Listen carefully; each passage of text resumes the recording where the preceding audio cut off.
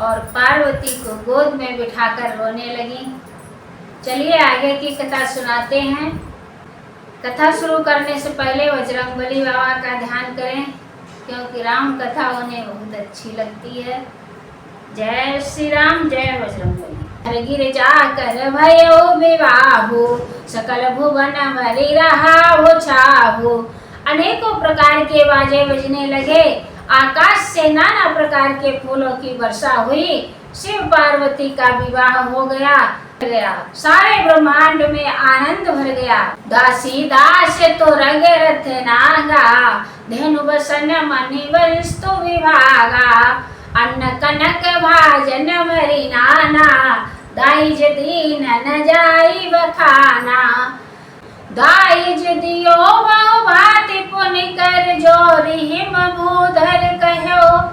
का देहु पूरन काम शंकर, चरण पंकज गहि रहो। शिव कृपा सागर से सुर कर, संतोष सब भांति कियो। पुनि गहे पद पाथो जे महीना, प्रेम परिपूरन किहियो।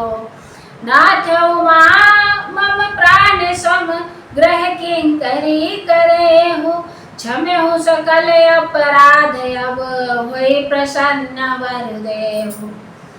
अनेकों प्रकार के बाजे बजने लगे।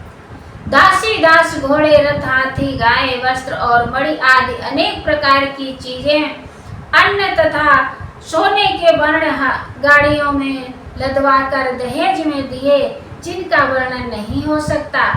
बहुत प्रकार का दहेज देकर फिर हाथ जोड़कर हिमांचल ने कहा, हे शंकर, आप पूर्ण काम है, मैं आपको क्या दे सकता हूँ। इतना कहकर वे शिव जी के चरण कमल पकड़ कर रह गए। तब कृपा के सागर शिव जी ने अपने ससुर का सभी प्रकार समाधान किया। फिर प्रेम से परिपूर्ण हृदय मैना जी ने शिव जी के चरण कमल पकड़े और कहा, हे नाथ, यह उमा मुझे मेरे प्राणों के समान प्यारी है। आप इसे अपने घर की रानी बनाइएगा और इसके सब अपराधों को क्षमा करते रहिएगा। अब प्रसन्न होकर मुझे यही वर दीजिए। बहुविधि शंभु सासु समझाई, गवनी भवन चरण सिर नाई। जननी उमा बोली तब लीनी, लयो छंग सुंदर सिख दीनी। करो सदा शंकर पद पूजा, नारी धर्म पति देव नंदोजा। बचन कहत वर लोचन वारी, बहुरी लाई उर लीन्हि कुमारी। शिव जी ने बहुत तरह से अपनी सास को समझाया। तब वे शिव जी के चरणों में सिर नवाकर घर गईं। फिर माता ने पार्वती को बुला लिया और गोद में बैठा कर यह सुंदर सीख दी, हे पार्वती, तू सदा शिव के चरणों की पूजा करना। नारियों का यही धर्म है, उनके लिए पति ही देवता है और कोई देवता नहीं है। इस प्रकार की बातें कहते कहते उनकी आंखों में आंसू भर आए और उन्होंने कन्या को छाती से लिपटा लिया। कतविधि सजी नारी जग माही, पराधीन सपने हो सुख नाही। भय अति प्रेम विकल महतारी, धीरज कीन कुसमय विचारी। फिर बोले कि विधाता ने जगत में स्त्री को क्यों पैदा किया, पराधीन को सपने में भी सुख नहीं मिलता।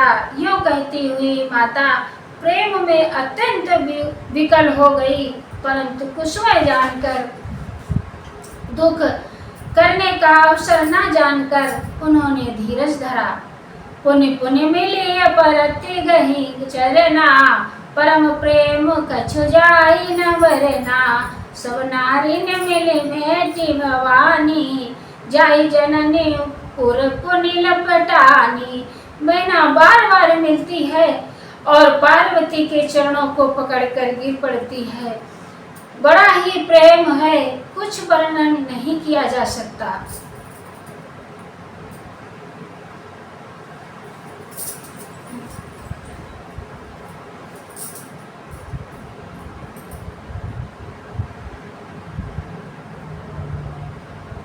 मैना बार बार मिलती है और पार्वती के चरणों को पकड़कर गिर पड़ती है। बड़ा ही प्रेम है, कुछ वर्णन नहीं किया जा सकता। भवानी सब स्त्रियों से मिल भेंट कर फिर अपनी माता के हृदय में जा लिपटी। जननी बहुरी मिली चली उचित आशीष सबका हुदई। फिर मिलो कति मातु तन तब सखी लय शिव पहि गई। जाचक सकल संतोषी शंकर उमा सहित भवन चले। सब अमर हर से सुमन बरसी निशान नभ बाजे बजे। चले संग हिमवंतु तब पहुँचावन अति हेतु।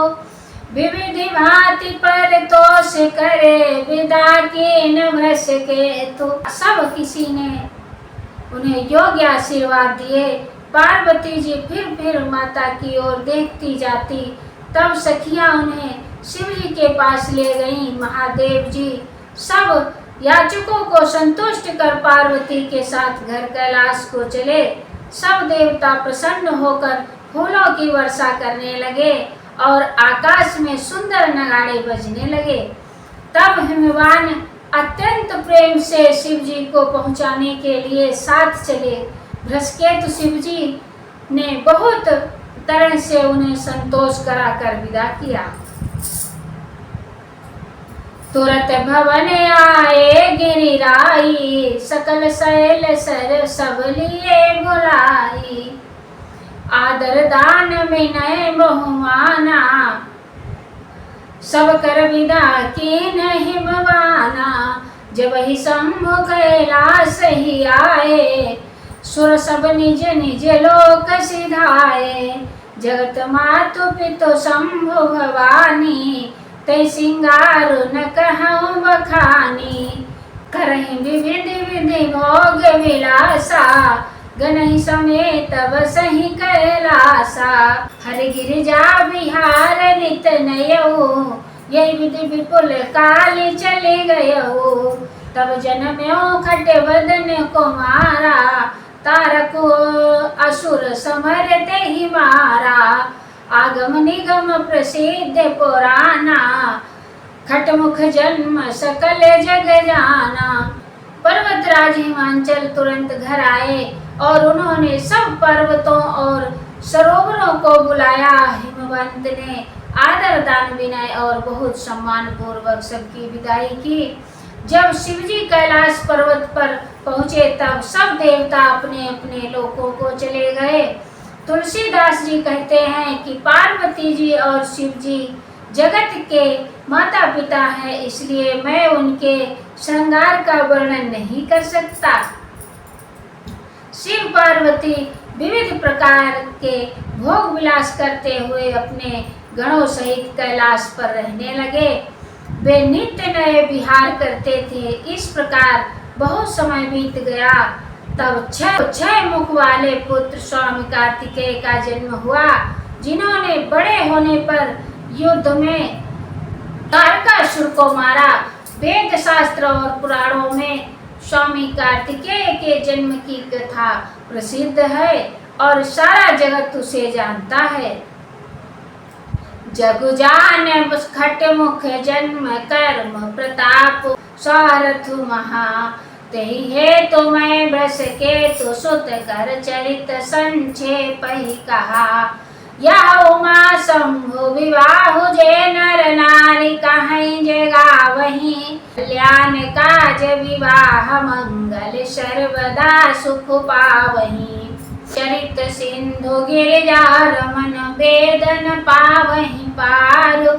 वरने तुलसीदास में अतिमति मंद गवाहु। खड़ानन स्वामी कार्तिकेय के जन्म कर्म प्रताप और महान पुरुषार्थ को सारा जगत जानता है, इसलिए मैंने भ्रष्केतु शिव जी के पुत्र का चरित्र संक्षेप ही में कहा है। शिव पार्वती के विवाह की इस कथा को जो स्त्री पुरुष कहेंगे और गाएंगे, वे कल्याण के कार्यों और विवाह आदि मंगल में सदा सुख पावेंगे। गिरजापति महादेव जी का चरित्र समुद्र के समान अपार है, उसका पार वेद भी नहीं पाते। तब अत्यंत मंदबुद्धि और गंवार तुलसीदास उसका वर्णन कैसे कर सकता है। जय श्री राम, जय बजरंग।